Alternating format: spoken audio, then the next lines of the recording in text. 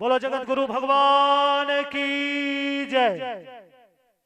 बड़ा ही सौभाग्य की बात है, समस्त ग्रामवासी, माताओं, भाई एवं बहनों, आप लोग को सूचित किया जा रहा है, प्रातः स्मरणीय जगत गुरु रामानंदाचार्य जी गद्दी आसीन हो चुके हैं।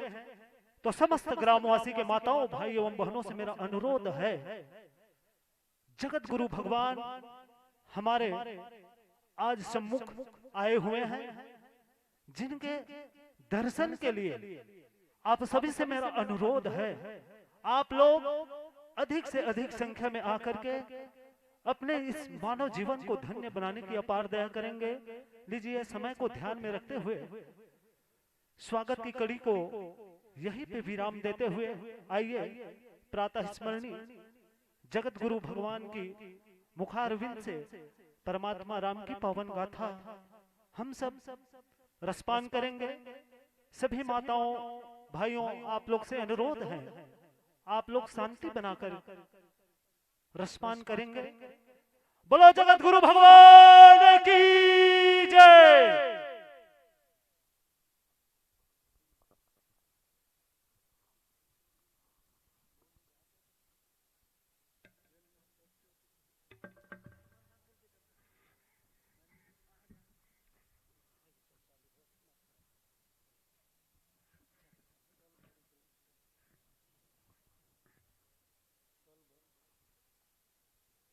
हम सब धन्य सहित परिवारा, उद्देख दरस भरी नैन तुम्हारा।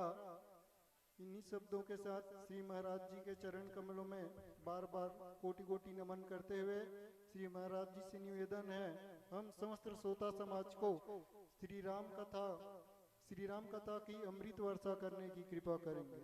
बोल जगत गुरु महाराज की जय।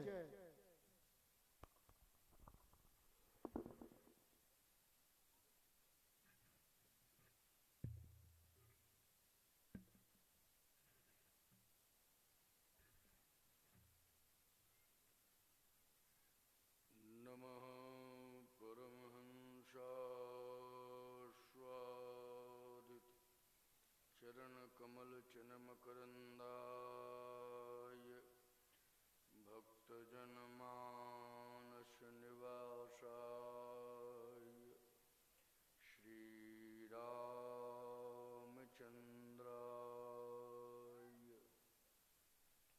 मंगलम कौशलेन्द्राय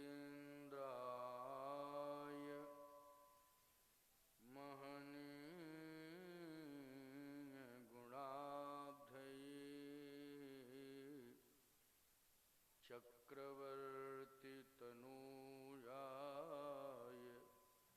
सार्वभौमाय मंगलम। यत्र यत्र रघुनाथ कीर्तनम् तत्र तत्र कृतमस्तकाञ्जलिम् बाष्पवारि परिपूर्णलोचनम् मारुतिं नमत राक्षसान्तकम्।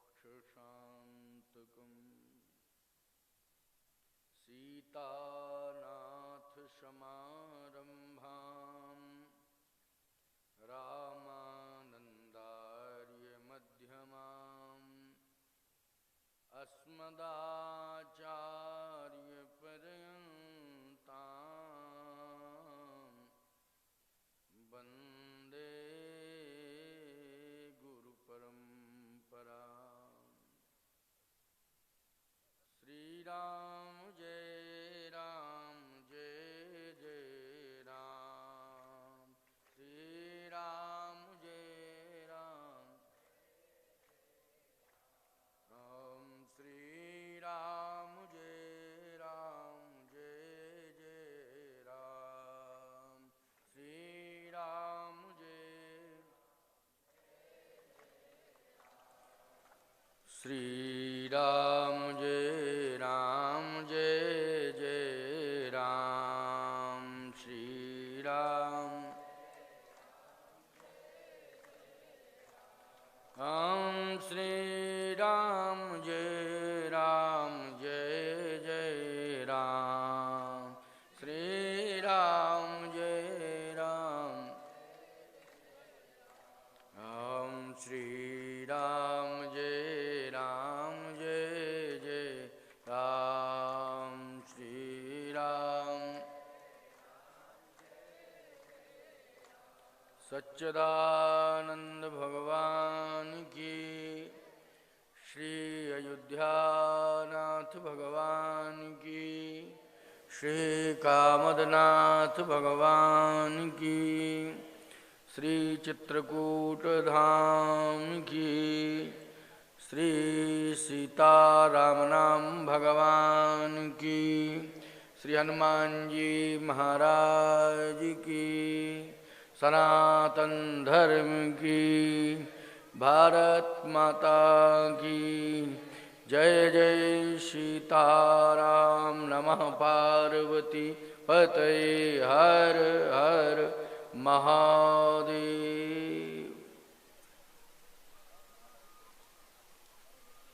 प्रिय श्रद्धालुजनों,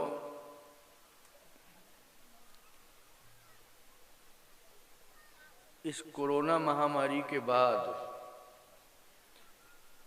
बात क्या, ये तो अभी गवर्नमेंट के हिसाब से कोविड-19 चल ही रहा है। सोशल डिस्टेंसिंग, मास्क आदि की व्यवस्थाएं अनिवार्य हैं, लेकिन बहुत महीनों बाद छत्तीसगढ़ आना हुआ। लगभग मैं मानता हूं कि 7 माह बाद मेरा आना हुआ, 7 या 8 माह हो गए। छत्तीसगढ़ के लोग वर्ष में कई बार मुझे याद करते थे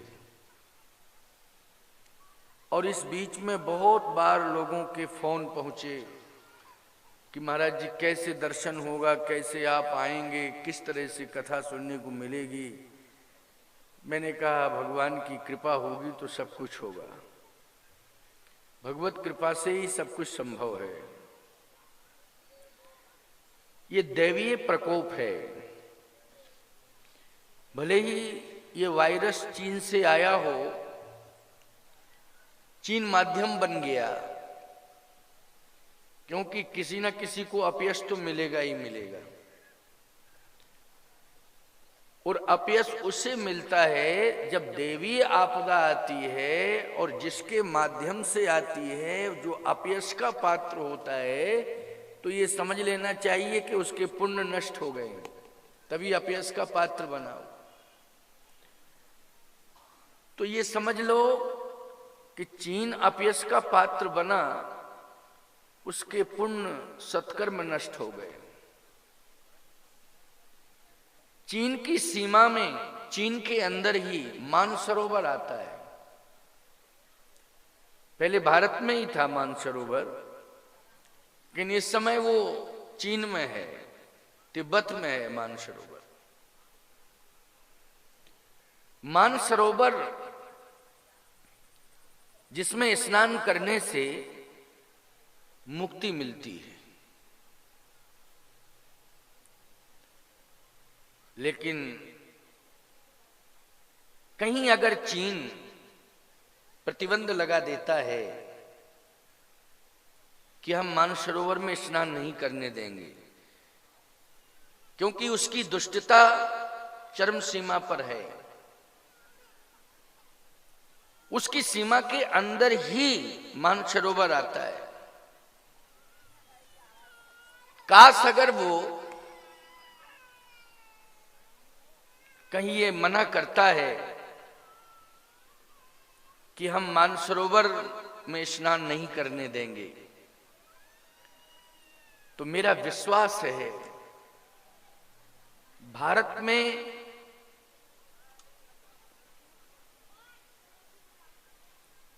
देवी आपदा ही नहीं आती है, भारत में तो देवी देवताओं की शक्ति भी विद्यमान है।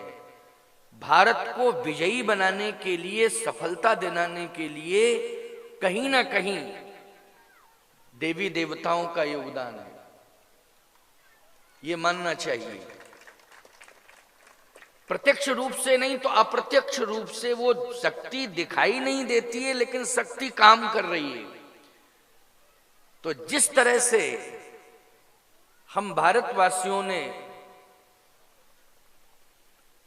370 धारा हटा के कश्मीर को मुक्त करा दिया है, अगर चीन कहीं मानसरोवर पर प्रतिबंध लगाएगा तो हम सब भारतवासी देवी देवताओं की कृपा से मानसरोवर को भी मुक्त करा लेंगे और अपने भारत की सीमा में करेंगे। भारत का ही अधिकार होगा उस पर, ये निश्चित है। परंतु यदि हमें इसके लिए संघर्ष करना पड़ेगा तो इंतजार करना पड़ेगा, समय लगेगा। लेकिन अभी वर्तमान में विकल्प क्या है? यदि हम मानसरोवर की यात्रा करना चाहें तो अभी विकल्प क्या है? अभी विकल्प यही है जो बिलटुकरी ग्राम में सत्संग हो रहा है, सत्संग हो रहा है, ये विकल्प है। आप कहोगे महाराज कहां मानसरोवर, कहां तिब्बत, कहां चीन और कहां भारत? कहां भारत में एक छोटा सा राज्य छत्तीसगढ़, और छत्तीसगढ़ में भी बेमेतरा जिला, और बेमेतरा जिला में भी बिलटुकरी, और आप कह रहे हैं कि विकल्प यही है। तो ये मैं अपनी तरफ से बनावटी बात नहीं कर रहा हूं, ये मानसरोवर ही है रामचरितमानस। प्रमाण क्या है? मन करी विषय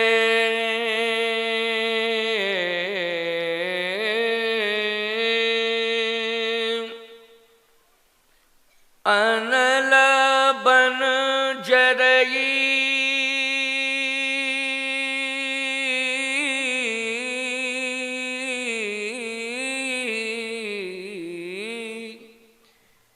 हो सुखी जो यही सर परई,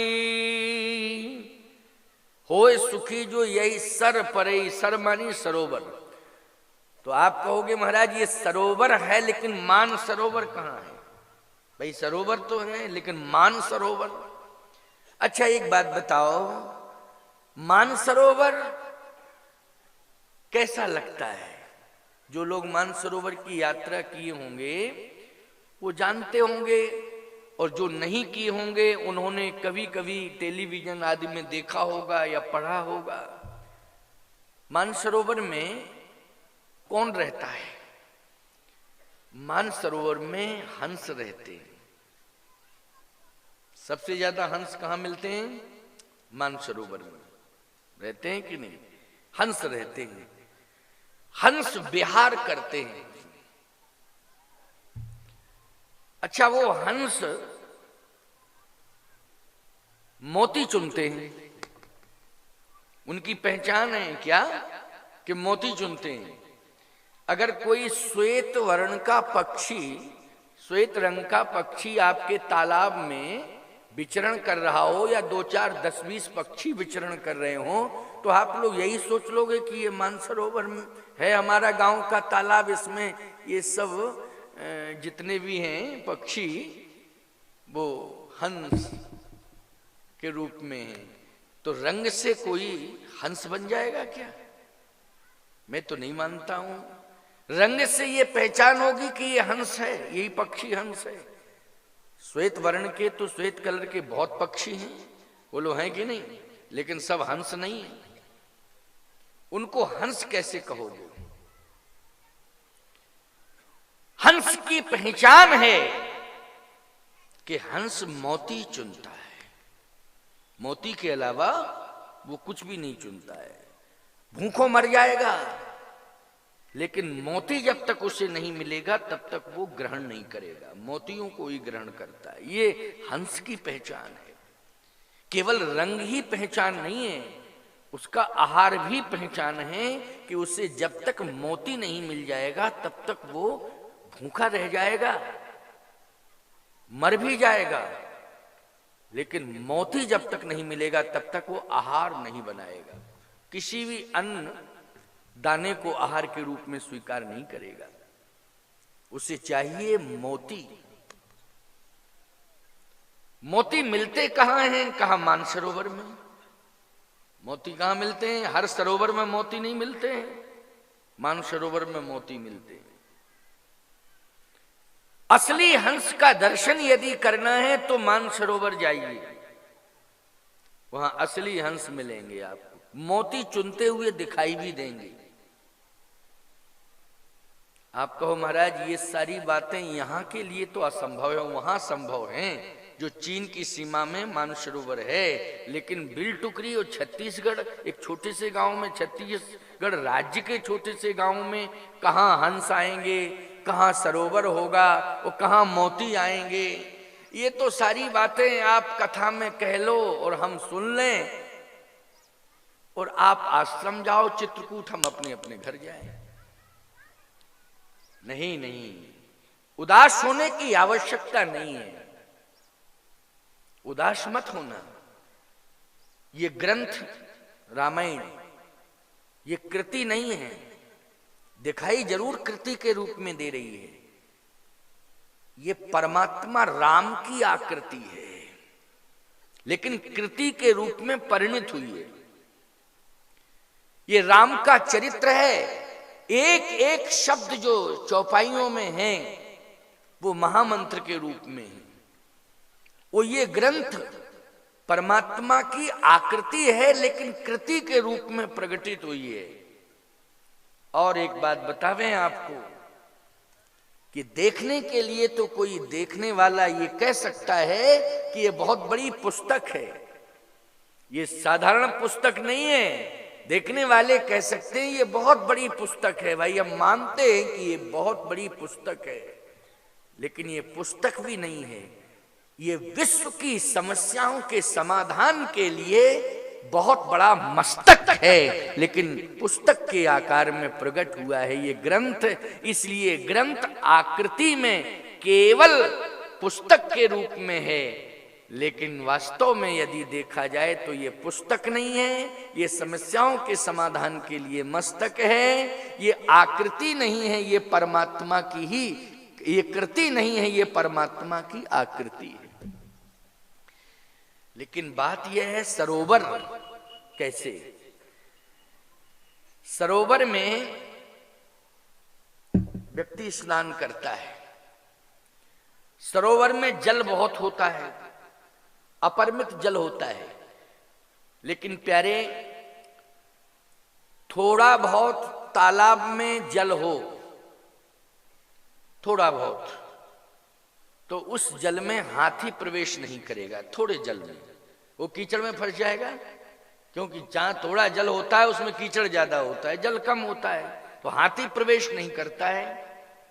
लेकिन जिस तालाब में अपरिमित जल होता है उसमें हाथी प्रवेश भी करता है और आनंद भी लेता है।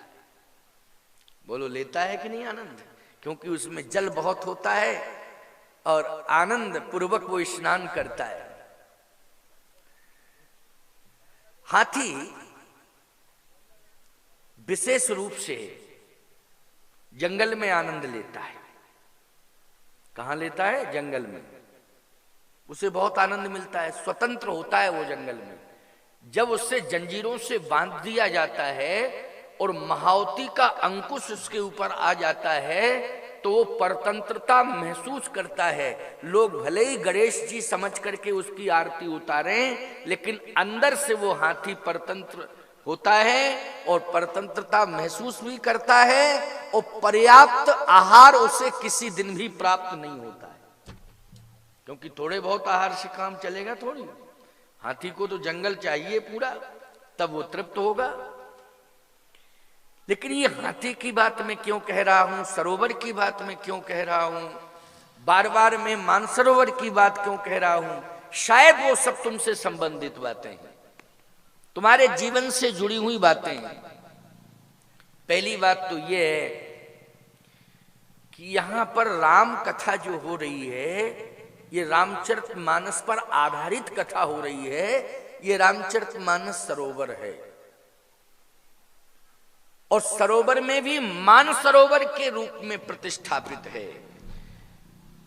लेकिन अंतर इतना है कि जो चीन की सीमा में मानसरोवर है उसमें हंस आनंद ले रहे हैं, लेकिन बिलटुकरी में जो रामचरितमानस के रूप में मानसरोवर है, रामकथा रूपी मानसरोवर में, उसमें हम जैसे परमहंस आनंद ले रहे हैं। तो भाई परमहंस हैं, वहां तो केवल हंस ही हैं, यहां परमहंस। आप कहोगे महाराज वो मोती चुन रहे हैं, आप एक आध मोती बता दो। तुलसी है हमारे पास तो भैया, ये अंगूठी अंगूठी हम ज्यादा पहनते वहनते नहीं है। कोई देता भी है तो कहे महाराज पहनिए ना, तेरा मन है तो पहना दे। फिर कोई ना कोई चेला कहता हमको दे दो, कहते ले जाओ। तो मोती मेरे हाथ में नहीं है, ना अंगूठी के रूप में है कि अंगूठी में मोती होता, अथवा गले में माला में मोती। ये माला भी है तो ये तुलसी की माला है। तो आप कहोगे आपके पास तो एक भी मोती नहीं है, और आप रामचरितमानस रूपी मानसरोवर के हंस नहीं परमहंस हैं। तो याद रखना, तिब्बत के मानसरोवर, तिब्बत के भूखंड में मानसरोवर के रूप में जो प्रवाहित हो रहा है सरोवर, उसमें हंस विचरण कर रहे हैं, मोती ग्रहण कर रहे हैं। लेकिन विलटुकरी में जो रामचरितमानस रूपी मानसरोवर में है, इसमें हंस विचरण कर रहे हैं, लेकिन वो मोती ग्रहण नहीं करते हैं, वो मोती नहीं चुनते हैं। परमहंस तो राम नाम के मोती चुनते हैं। हम लोग नित्य प्रति सुबह शाम जब भी समय मिलता है तो राम नाम के मोती चुनते हैं। बोलो चुनते हैं कि नहीं? हमारा जीवन ही सीताराम पर आधारित है, राम के नाम पर ही आधारित है। और आज वही राम नाम के मोती हम बांट रहे हैं तुम्हें कि नहीं, प्रसाद के रूप में। ये राम नाम के मोती ही हैं, और तुम सब जो बैठे हो मानसरोवर में ही बैठे हो। बस अंतर इतना है कि रामचरितमानस रूपी मानसरोवर है, इसमें तुम सब स्नान कर रहे हो। एक तो मुक्ति पाने के लिए आपको तिब्बत जाने की जरूरत नहीं है, रामचरितमानस रूपी मानसरोवर में स्नान कर लेने से ही काम है। क्या दूसरा, गृहस्थ जीवन समस्याओं से भरा हुआ जीवन होता है। अगर किसी दिन समस्या नहीं है तो आप सशंकित रहते हो, कल ना आ जाए, अगले दिन ना आ जाए, क्यों रहते हो ना सशंकित। भगवान की कृपा रहे तो हम सब सुरक्षित रहेंगे, कोई समस्या ना आ जाए। बच्चे संस्कारी हैं तो निश्चिंतता है, लेकिन पड़ोसी के द्वारा कहीं आ गई समस्या, अगर पड़ोसी भी बहुत अच्छा है तो कहीं रिश्तेदारों के द्वारा आ गई समस्या। बोलो भाई, समस्याओं से भरा हुआ जीवन रहता है गृहस्थों का। इसलिए मैं कहता हूं भगवान पर आश्रित हो जाओ। समस्याएं पुरुषार्थ से उलझती हैं, सुलझती नहीं। प्रयास करो तो उलझती और जाती हैं, जितना ही प्रयास करते हो उतना ही उलझती हैं। उलझती हैं कि नहीं? वो कहते हो हम तो सोच रहे थे कि समझौता कर लें, निपटा लें, लेकिन और मामला गड़बड़ा गया, अब तो और ही ज्यादा गड़बड़ हो गया। हम सोच रहे थे ऐसा, लेकिन हुआ उल्टा, ऐसा लोग कह देते हैं। इसका मतलब है कि हम अपने विवेक के माध्यम से समस्याओं को सुलझाने की कोशिश करते हैं, लेकिन शायद हमारा विवेक उतना सक्षम नहीं है, समस्याएं और उलझ जाती हैं। तो करना क्या चाहिए? देखो, ये विवेक जो जागृत होता है वो सत्संग से होता है जागृत। विवेक तो सबके पास है, लेकिन सुसुप्ति अवस्था में है। विवेक तो सबके पास है, ऐसी बात नहीं है। कौन ऐसा संसार में है जिसके पास विवेक नहीं है? लेकिन वो सुसुप्ति अवस्था में विवेक है। लेकिन जागृत कब होता है? जब हमें सत्संग मिल जाता है तो हमारा विवेक जागृत हो जाता है। बिन सत्संग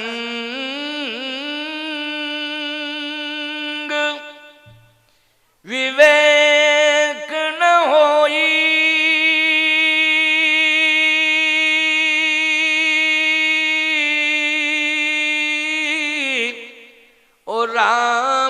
कृपा बिन सुलभ न सोई।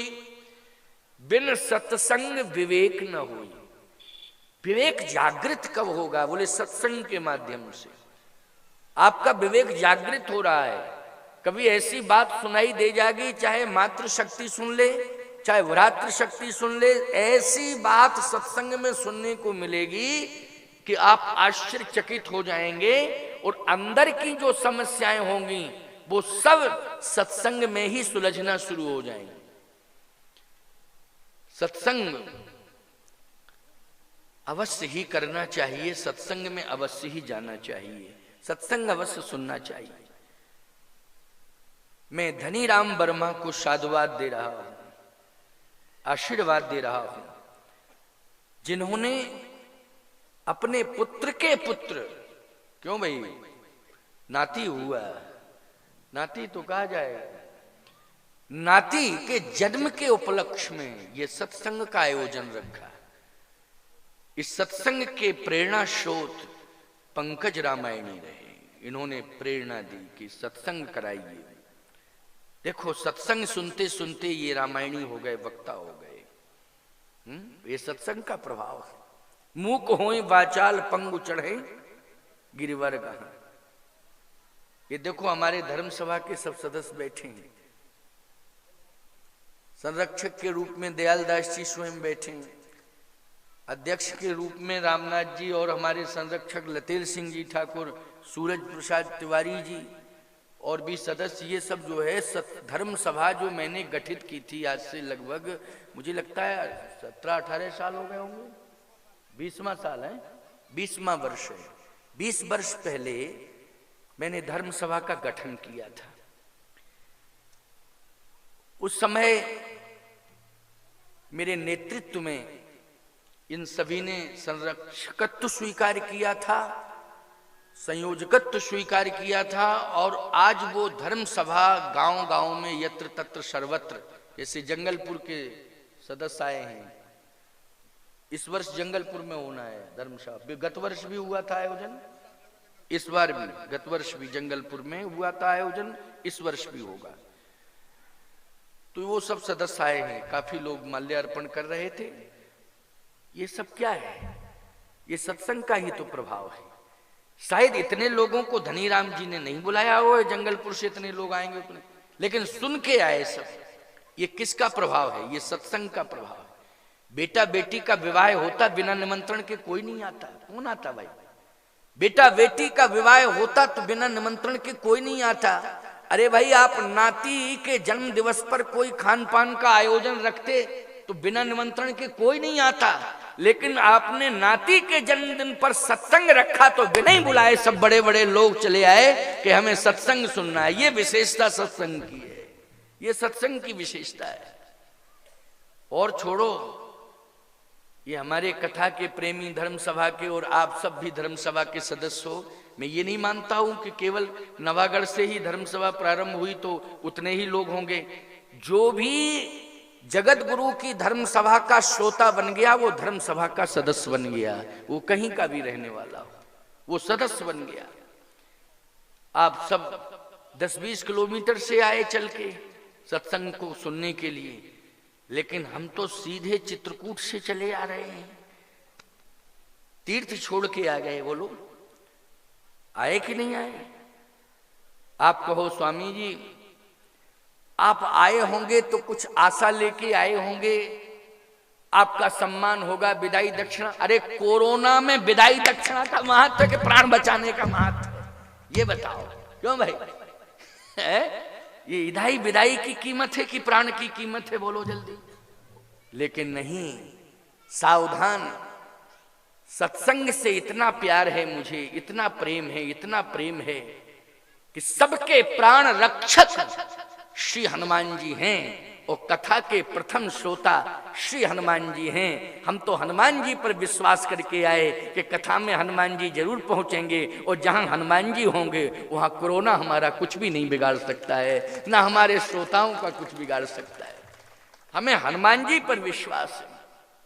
प्रभु चरित्र सुनवे को रसिया, राम लखन सीता मन बसिया। और राम रसायन तुमरे पासा सदा रहो रघुपति के दासा। राम रसायन।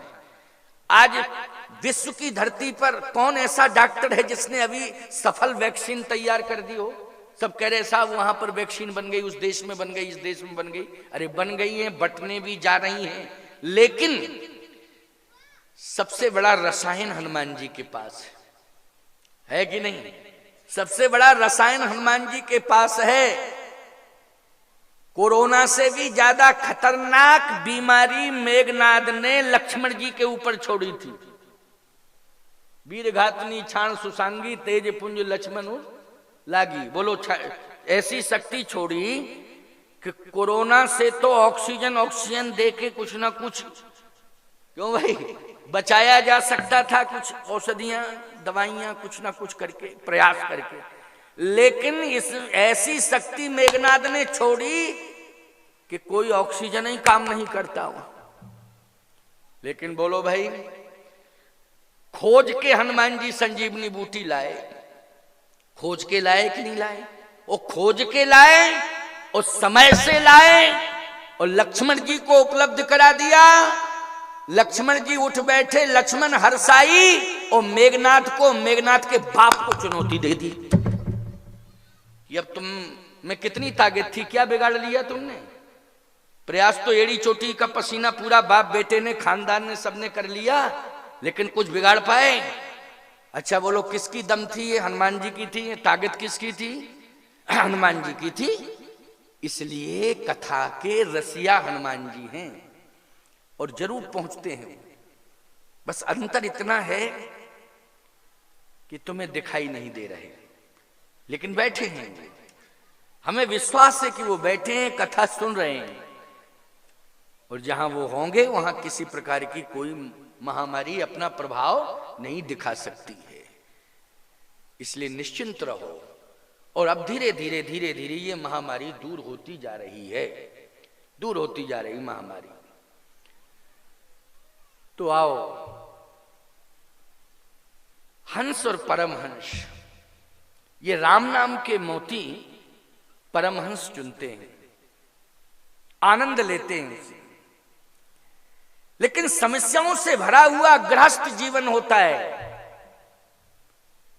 धन्यो गृहस्थाश्रमा तो कहा है, क्योंकि समस्याएं आप सह लेते हो, समस्याओं में जूझते रहते हो, लेकिन फिर भी गृहस्थ धर्म का पालन करते हो। और गृहस्थ धर्म से ही बड़े बड़े धर्माचार्य निकले साहब।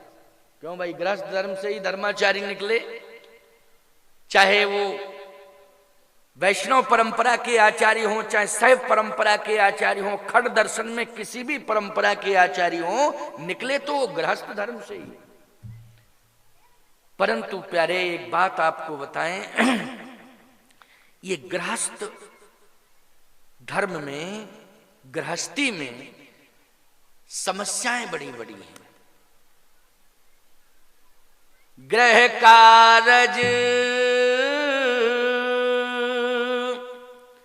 नाना जंजाला,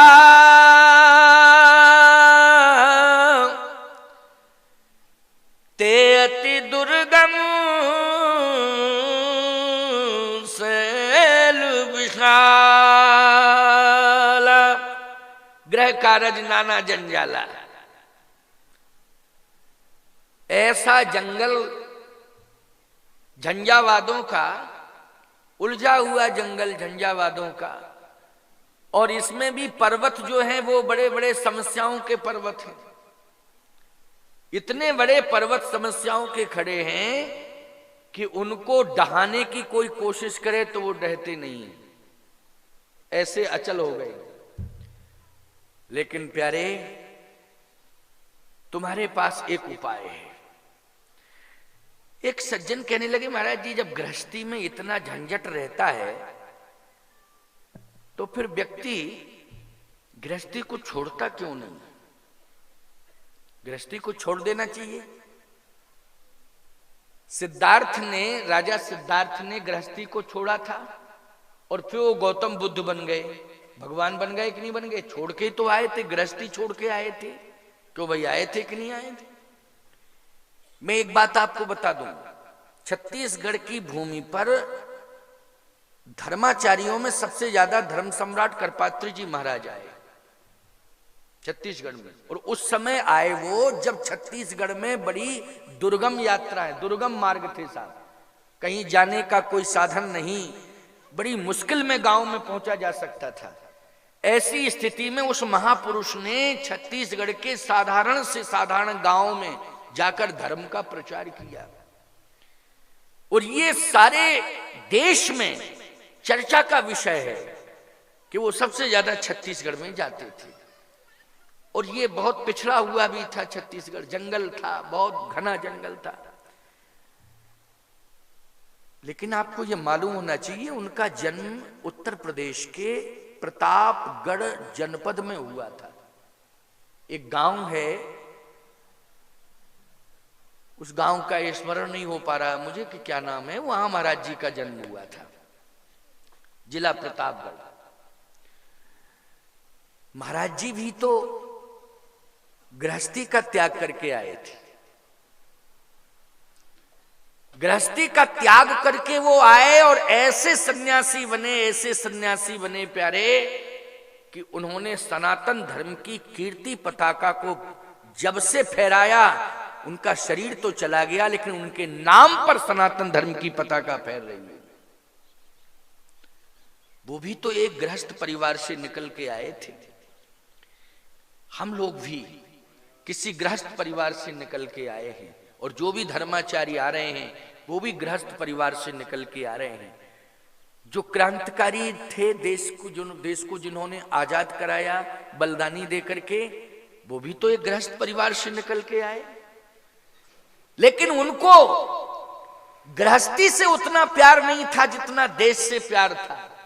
बोलो, उनको प्राण से इतना प्यार नहीं था जितना भारत माता के अस्तित्व से प्यार था। इसलिए भारत माता के अस्तित्व को बचाने के लिए सरदार भगत सिंह जैसे महापुरुषों ने, क्रांतिकारियों ने, वीरों ने प्राणों की आहुति दे दी, लेकिन अपने भारत मां के अस्तित्व को बचाने में मन क्रम वचन से समर्पित होकर उन्होंने अपना लक्ष्य पूरा किया। कि हमारा मन रूपी हाथी भी आनंद यदि लेता है तो गृहस्थी में ही लेता है। गृहस्थी को मन रूपी हाथी छोड़ना नहीं चाहता है। क्यों? ये जंगल जो गृहस्थी का गृह कारज नाना जंजाला, जो झंझावादों का जंगल है, यह होते हुए भी वो मन रूपी हाथी जंगल को छोड़ना नहीं चाहता है। गृहस्थी रूपी जंगल होता है, कब छोड़ना पड़ता है? कंडीशन पर। वो कंडीशन क्या है? जैसे जंगल में हाथी, करीमानी हाथी होता है। करीमानी क्या होता है? गणनायक करीवरी वदन, तो करीमानी हाथी। और मतंगमानी भी हाथी होता है। जैसे कबीरदास के मत से मन मतंग माने नहीं तो मन रूपी हाथी, तुलसीदास जी के मन से तो मन करी विषय, मन रूपी हाथी। जितने भी लोग बैठे हुए हैं या संसार में जितने लोग रह रहे हैं, उन सबके पास मन है कि नहीं? सबके पास मन है। लेकिन यदि वो मन है तो उसको हाथी की संज्ञा दी गई है कि वो हाथी, मन रूपी हाथी। मतंग भी हाथी है और करीमानी भी हाथी। लेकिन मन रूपी हाथी, तो मन रूपी हाथी रहता कहां है? गृहस्थी में रहता है। और गृह कारज नाना जंजाला, गृहस्थी रूपी जंगल में ही वो विचरण करता है। उसको इसलिए नहीं छोड़ता है कि उसे आनंद मिल रहा है, तो फिर वो भागता है। भागता है कि नहीं भागता? आग लग जाती है तो भागता है, लेकिन जिस दिशा में वो भागता है उसी में उसे आग दिखाई देती है। फिर वो चारों दिशाओं में जाता है, लेकिन किसी भी दिशा में निकलने की कोई गुंजाइश नहीं है। जहां भी जा रहा है, जिस दिशा में आग ही आग, चारों तरफ जंगल में आग लग गई है। अब निकलने का कोई चांस नहीं है। अब तो वो यही कहता है कि मरना ही मरना है, अब नहीं बचेंगे। खड़ा होता है मध्य जंगल में, तो ये कहता है प्रभु अब मेरे पास कोई उपाय नहीं है, अब मेरा विवेक काम नहीं कर रहा है, क्योंकि अब विवेक शून्य हो गया। जबकि बुद्धि का देवता ही तो है, गणेश जी बुद्धि के देवता हैं कि नहीं, और हाथी गणेश का ही प्रतीक है। लेकिन वो कहता है अब मेरी बुद्धि काम नहीं कर रही है, मुझे बचाओ, मुझे बचाओ। तो भगवान कहते हैं कैसे बचाऊं? कहे प्रभु आप ही जानो कैसे बचाओगे। भगवान ने कहा अगर 10-20 किलो वजन के होते तो ऊपर उठा लेता, लेकिन तुम तो हाथी, और तुमको कौन ऊपर उठाए? कहे ऊपर उठाने की आवश्यकता नहीं है। फिर इसी जंगल में एक सरोवर प्रकट कर दो आज, तालाब, और लबालब जल से भरा हो। जहां मुझे सरोवर मिल जाएगा तो मैं उसी सरोवर में प्रवेश कर जाऊंगा और जल में आनंद लूंगा। फिर आग चाहे जितनी लगी रहे जंगल में, लेकिन मेरा कुछ बिगाड़ने वाली नहीं है। अब समझ लो प्यारे, गृहस्थी रूपी जंगल में मन रूपी हाथी तुम्हारा विचरण कर रहा है, लेकिन कभी आग लगेगी कि नहीं लगेगी? वो लग भी जाती है, और ऐसी आग लग जाती है, कभी काम की आग लगी, कभी क्रोध की आग लगी, कभी लोभ की आग लगी, कभी मोह की आग लगी। आगों की कमी नहीं है, बोलो भाई, कोई ना कोई आग तो मैं कहता हूं कभी कभी तो ऐसी आग लग जाती है गृहस्थी रूपी जंगल में कि लोग फिर यही कहते हैं कि अब तो मरना ही उचित है? मरना ही उचित है, अब मैं बच नहीं सकता। वो कितने लोग हैं जो मर गए, लेकिन मरने की जरूरत नहीं है, तरने की जरूरत है। क्योंकि मानसरोवर अगर तुम्हारे पास है तो उसमें डूब जाओगे तो मर भी जाओगे और साथ में तर भी जाओगे। बोलो तर जाओगे कि नहीं? लेकिन एक बात और बता दें आपको डरने की जरूरत नहीं है। मन रूपी हाथी आपका अगर गृहस्थी रूपी जंगल में भ्रमण कर रहा है और कहीं यदि समस्याओं की आग लग चुकी है तो मरने की जरूरत नहीं है, बस परमात्मा से प्रार्थना करने की जरूरत है कि हे प्रभु मुझे बचाओ, मेरी रक्षा करो। अब मैं कैसे बच पाऊंगा? तो भगवान कहते हैं चिंता मत करो, तुम्हारा मन रूपी हाथी अगर गृहस्थी रूपी जंगल में है और चारों तरफ गृहस्थी रूपी जंगल में आग लग गई है तो डरने की जरूरत नहीं है। बस रामचरितमानस रूपी मानसरोवर को हाथ में ले लेना और पढ़ते रहना, उसमें डुबकियां लगाते रहना। ये गृहस्थी रूपी जंगल की आग तुम्हारा कुछ भी नहीं बिगाड़ेगी। बोलो ये सरोवर है कि नहीं? पढ़ते पढ़ते पढ़ते पढ़ते ऐसा प्रसंग आ जाएगा कि कोई जो समस्या आई है उससे तुम्हें छुटकारा मिल जाएगा कि नहीं छुटकारा? क्योंकि ये सरोवर है ना सरोवर। इसलिए मन करी विषय अलल बन जरई,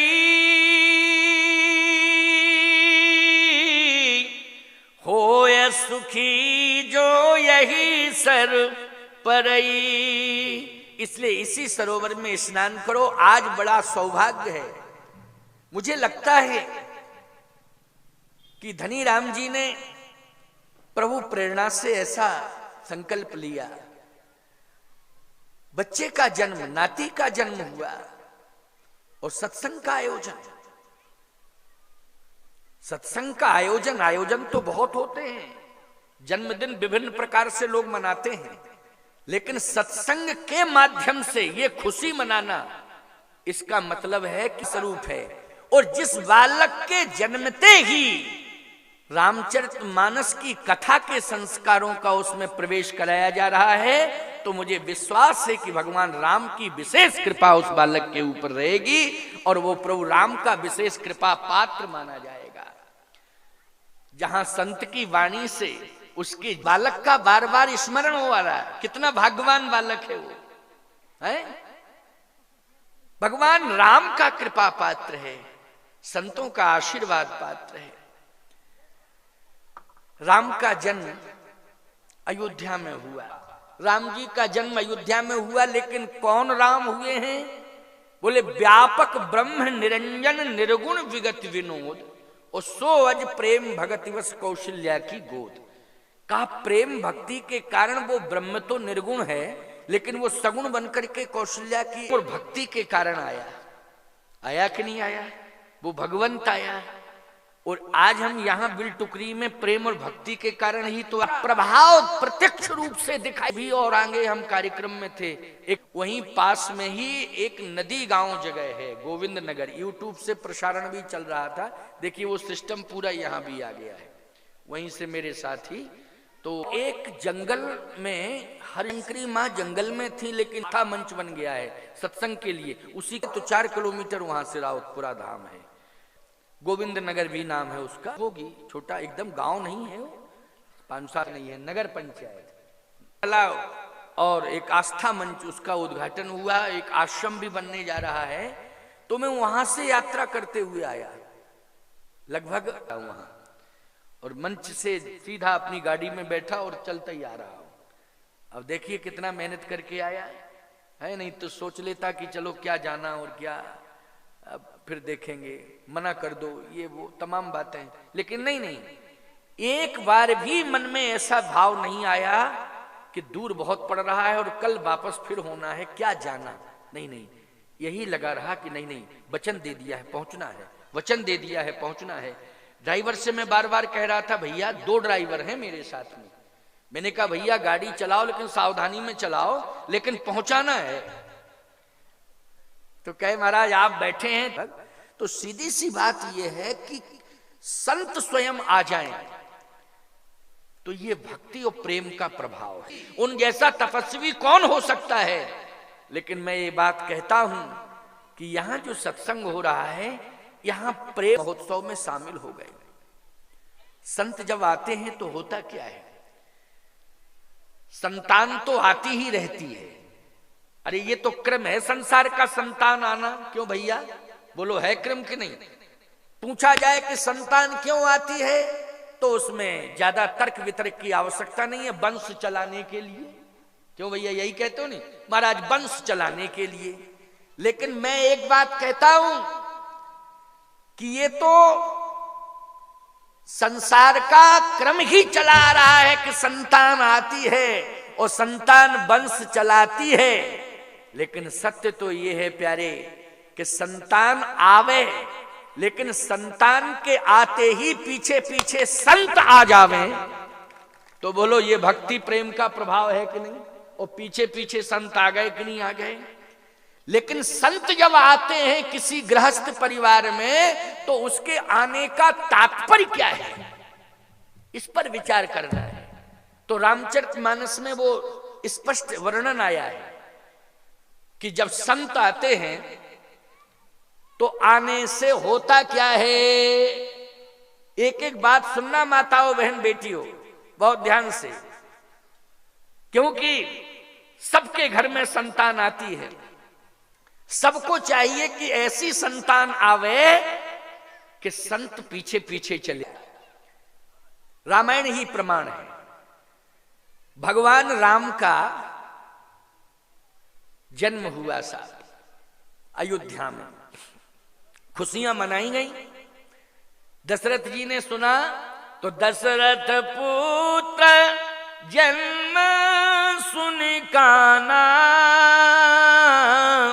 ओ मानो ब्रह्मानंद समाना। अरे भाई ब्रह्मानंद समाना क्या, ब्रह्मानंद ही ब्रह्म ही आया है। कौन आया है? ब्रह्म आया है। कौन ब्रह्म? बोले जाकर नाम सुनत शुभ होई। जा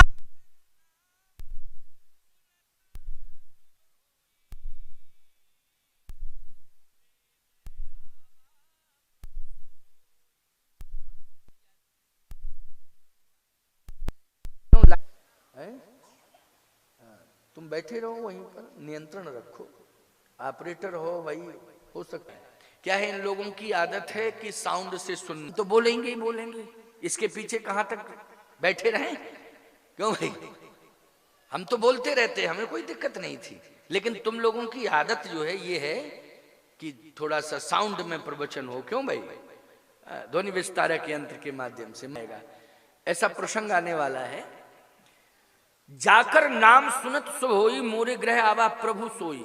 प्रभु आ गया, समझते कि नहीं?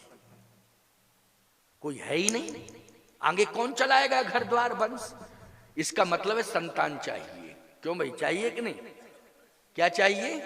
संतान चाहिए। तो संतान चाहिए, लेकिन संतान कैसी चाहिए? संस्कारी संतान चाहिए। अरे संतान तो धृतराष्ट्र के पास 100 बेटे थे साहब, क्यों भैया, थे कि नहीं? संतान की कमी थी। और धृतराष्ट्र की बात छोड़ो, रावण के पास तो 1 लाख पूत, गजबई कर दिया उसने। 1 लाख पुत्र थे। क्यों दयालदास? इलेक्शन में वो खड़ा होता तो जमानत जब्त हो जाती सामने वाले की, क्योंकि 1 लाख ठोक में वोट उसके घर ही में थे। क्यों थे कि नहीं? सामने वाले की जमानत जब्त हो जाती कि नहीं? अच्छा, और 1 लाख पुत्र नहीं, 1 लाख पूर्व 1.25 लाख नाती, 1.25 लाख नाती, 1 लाख पुत्र, 2.25 लाख वोटर एंड सपोर्टर। क्यों भैया, ये 2.25 लाख बहुत होते हैं, है? सामने वाले की जमानत अपने आप जब्त। लेकिन सही बताओ, ईमानदारी से बताओ, रावण के 2.25 लाख रहा न कोकुल रोवन हारा। बोलो, संतान आचारहीन, संस्कारहीन संतान, ऐसी संतान की जरूरत नहीं है। धृतराष्ट्र के 100 पुत्र थे, लेकिन 100 पुत्रों की लाश पड़ी रही। वो अंत में संस्कार करने वाला वही अंधा धृतराष्ट्र निकला। बोलो, उसी को अग्नि देनी पड़ी। बोलो, देनी पड़ेगी कि मुखाग्नि किसने दी?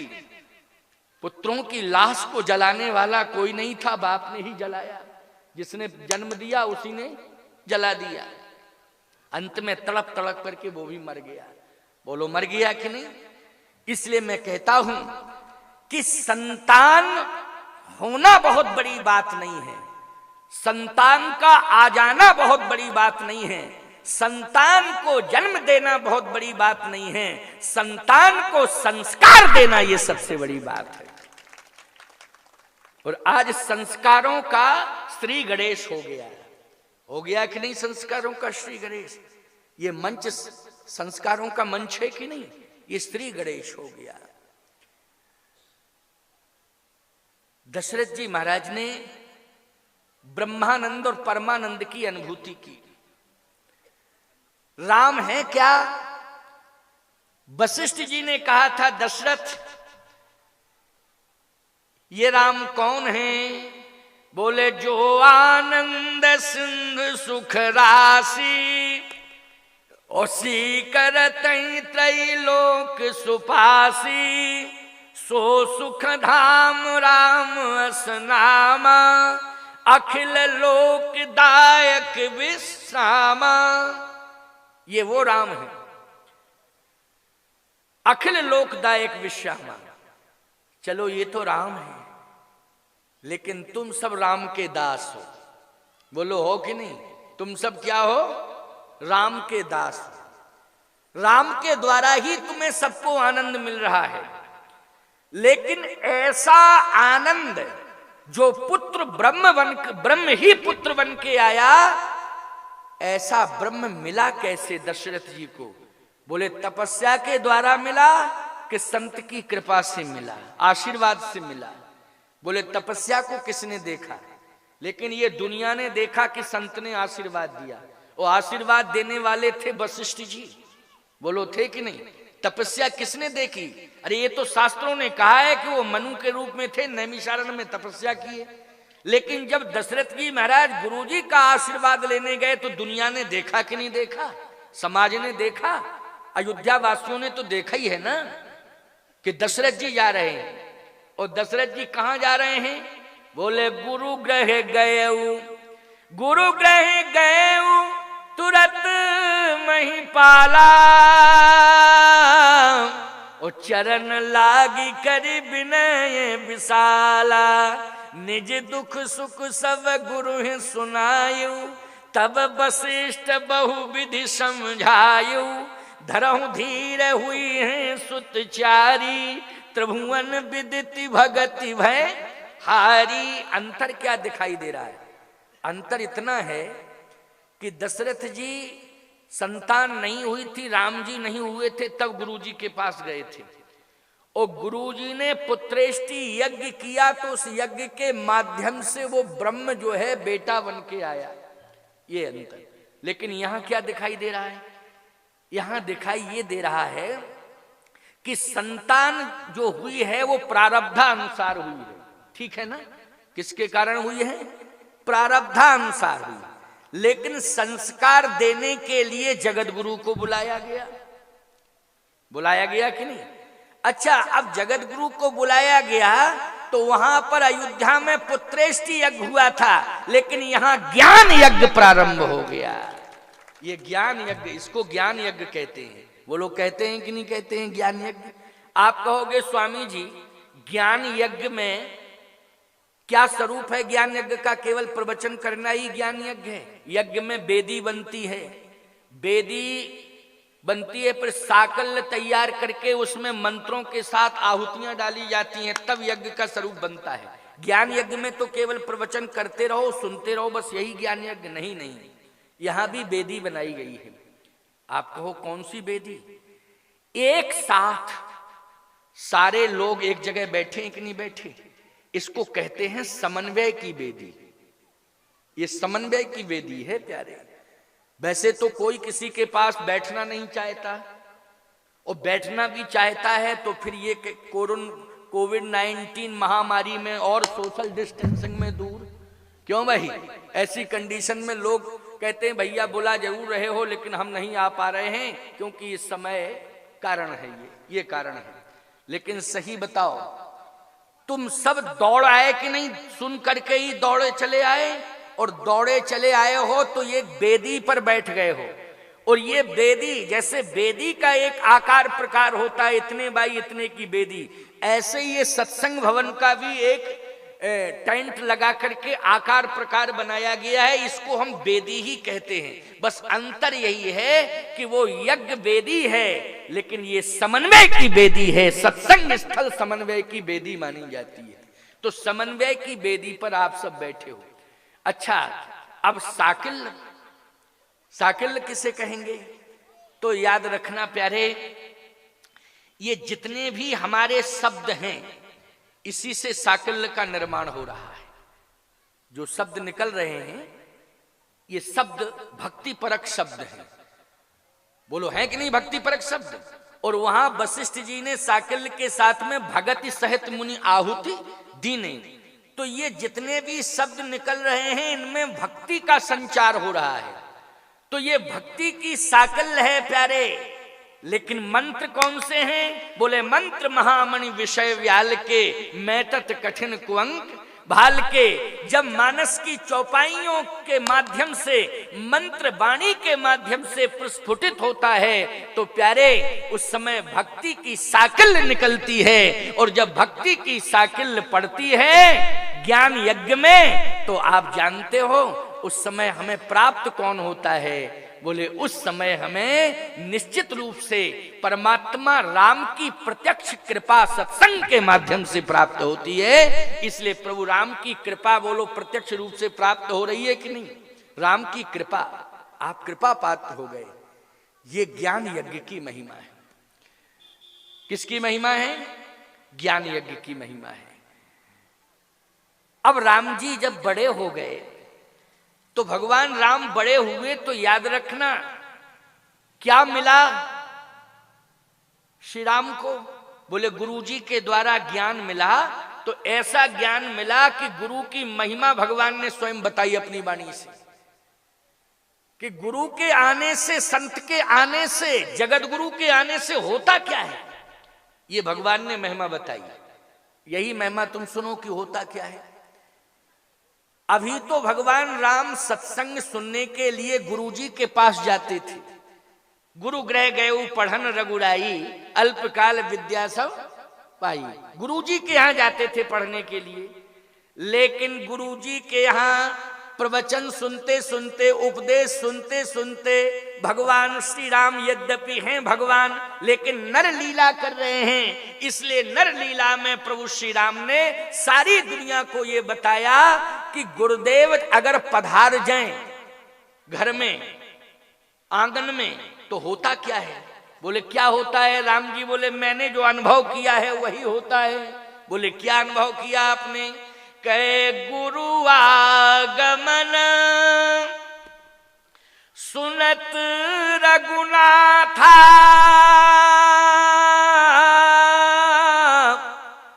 द्वार आए पग नायऊ माथा, प्रभुता तज प्रभु कीन सनेहू, ओ आज पुनीत भयऊ मम गेहू। आपके आने से मेरा घर पवित्र हो गया। अब राम जैसा पवित्र संसार में कौन है बताओ भाई? है कोई राम जैसा पवित्र? लेकिन राम जी की वाणी है ये, आज पुनीत भयऊ मम गेहू। पुनीत मानी पवित्र, आज मेरा घर पवित्र हो गया। इसका मतलब ये है कि संत के आने से घर पवित्र होता है। अर्थ आया समझ में कि नहीं? किसने कहा ये कि घर पवित्र होता है? राम जी ने कहा है संत के आने से घर पवित्र होता है। बोले संत के आने से घर पवित्र होता है तो पवित्र राम, आप तो मंगल भवन अमंगल हारी, आप तो मंगल के भवन स्वयं हैं, तो आपके रहने से मंगल वास करता है। आप स्वयं मंगलम भगवान विष्णु मंगल स्वरूप हैं। लेकिन आप इस प्रकार की बात कर रहे हैं कि गुरुदेव के आ जाने से घर पवित्र हो गया। अरे बोले घर ही पवित्र नहीं हुआ और क्या हुआ? सेवक सदन स्वामी आगमनु, ओ मंगल मूल अमंगल दमनु। आपके श्री चरण आ जाने से मंगल मूल अमंगल दमनु, मंगल का वास सदा सदा के लिए हो गया, अमंगल का दमन हो गया। सकल अमंगल मंगल सेवक सदन स्वामी आगमनु, और मंगल मूल अमंगल दमनु, दम नहीं हो गया अमंगल। बड़ी विचित्र बात है साहब। मंगल भगवान स्वयं मंगल स्वरूप हैं, जहां रहते वहां मंगल, लेकिन आज कहते हैं कि अमंगल का दमन हो गया, मंगल का वास हो गया। भगवान राम ने कहा कि परमात्मा में और महात्मा में अंतर है। क्या अंतर है? भगवान कहते हैं मैं मंगल भवन अमंगल हारी, मैं मंगल का भवन हूं लेकिन अमंगल का मैं हरण करता हूं। हरण, तो हरण में और मरण में अंतर है। जैसे हरण किसी का किया जाए तो गुंजाइश है कि उसे छोड़ दिया जाता है, शर्तें पूरी हो जाएं तो छोड़ दिया जाता है। अरे छोड़ो, हरण किया था ना, मरण तो नहीं किया था, लेकिन शर्तें पूरी हो जाने से उसे छोड़ दिया जाता है। लेकिन अगर मरना ही कर दिया जाए तो किसको छोड़ोगे फिर? जब मरना ही कर दिया तो गुंजाइश खत्म है कि नहीं? ऐसे ही भगवान राम, बोले राम परमात्मा यदि कृपा करता है जीवात्मा के ऊपर तो याद रखना उसके जीवन में अमंगल का हरण होता है। अमंगल का क्या करता है परमात्मा? उस जीव के अमंगल का वो हरण कर लेता है कि नहीं? लेकिन जीव जब परमात्मा को भूल जाता है तो फिर अमंगल को छोड़ देता। जाओ, फुर्सत हो अब तुम जाओ, क्योंकि वो भूल गया हमको, उसको हमसे कोई लेना देना नहीं है। तो हरण किया था फिर छोड़ दिया अमंगल। लेकिन भगवान कहते हैं संत और गुरु, संत सदगुरुदेव की इतनी बड़ी महिमा है कि एक बार उनके चरण पड़ जाए तो मंगल सदा सदा के लिए आ जाता है और अमंगल का सदा सदा के लिए विनाश हो जाता है। यह है गुरुदेव के चरण की विशेषता। तो बोलो भाई, अमंगल दमनु, अमंगल का दमन। आगे आने वाले झंझावात, क्योंकि ये ग्रहों का प्रकोप एक ऐसा होता है कि जीव के जीवन को झकझोर देता है।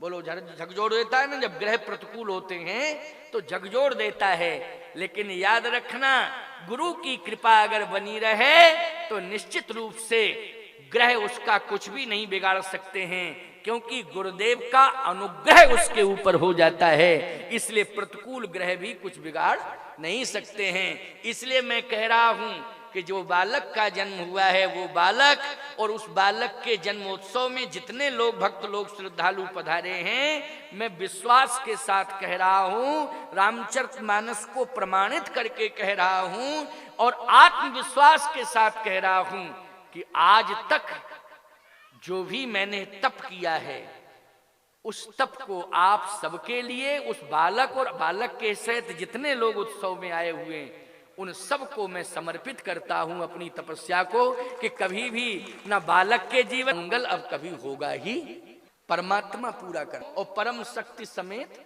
अवतरी हूं।